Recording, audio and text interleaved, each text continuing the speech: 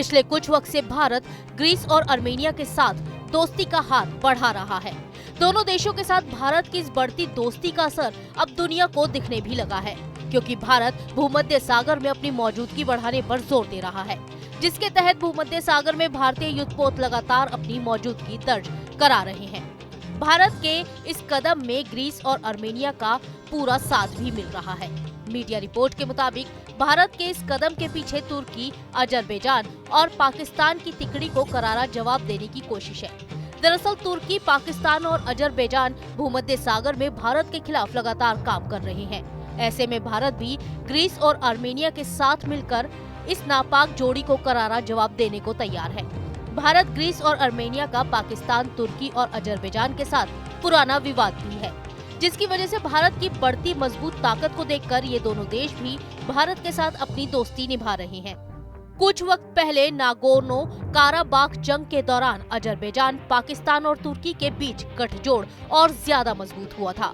इस जंग में अजरबैजान ने आर्मेनिया से ये बड़ा इलाका छीन लिया। कई दशकों से ये इलाका आर्मेनिया के नियंत्रण में था। इस इलाके पर अजरबैजान के कब्जे के बाद लाखों की संख्या में आर्मेनियन मूल के लोगों को अपना घर छोड़ना पड़ा था, जिसको देखते हुए भारत ने इसे अपने हित के लिए खतरा माना और वैसा हुआ भी, जिसके बाद भारत ने आर्मेनिया के साथ तेजी से द्विपक्षीय संबंधों का विस्तार किया।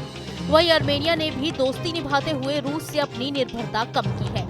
आर्मेनिया ने भारत के साथ रक्षा सहयोग को बढ़ाया। इसके अलावा भारत ने Pinaka multi barrel rocket launcher, 155 mm तोप और आकाश एयर डिफेंस सिस्टम जैसे घातक हथियारों को आर्मेनिया को दिया। इसके बावजूद अजरबैजान अब आर्मेनिया के एक बड़े इलाके पर नजर गड़ाए बैठा है। ये इलाका आर्मेनिया को ईरान से जोड़ता है। अगर इस इलाके पर अजरबैजान का कब्जा हो जाता है तो आर्मेनिया का संपर्क एशिया से कट जाएगा। आर्मेनिया पर इसका रणनीतिक रूप से बुरा असर भी पड़ेगा। आर्मेनिया के खिलाफ अजरबैजान की बढ़ती कार्रवाई में तुर्की उसका पूरा साथ दे रहा है। वहीं अजरबैजान ने कुछ वक्त पहले पाकिस्तान के साथ 1.6 अरब डॉलर का JF-17 फाइटर जेट्स खरीदने का समझौता किया था। यही वजह है कि भारत आर्मेनिया को हथियारों से लैस कर रहा है।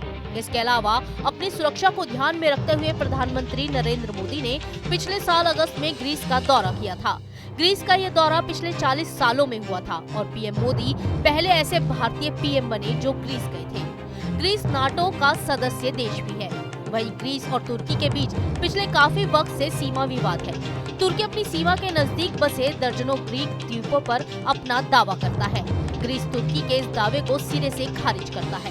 दरअसल इन द्वीपों के पास के समुद्री इलाके में गैस और तेल का अथाह भंडार छिपा हुआ है। तुर्की की चाल इन द्वीपों पर कब्जा करके इस खनिज पर अपना अधिकार जमाना है। यही वजह है कि कुछ साल पहले ही एक द्वीप को लेकर ग्रीस और तुर्की आमने सामने आ गए थे। रक्षा विशेषज्ञों का कहना है कि आर्मेनिया रूस का पारंपरिक सहयोगी है और ग्रीस नाटो का सदस्य है।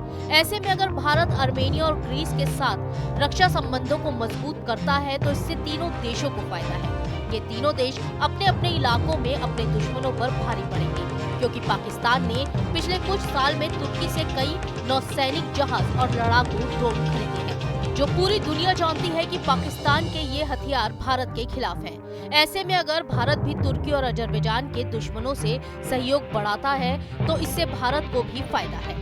Team news nation.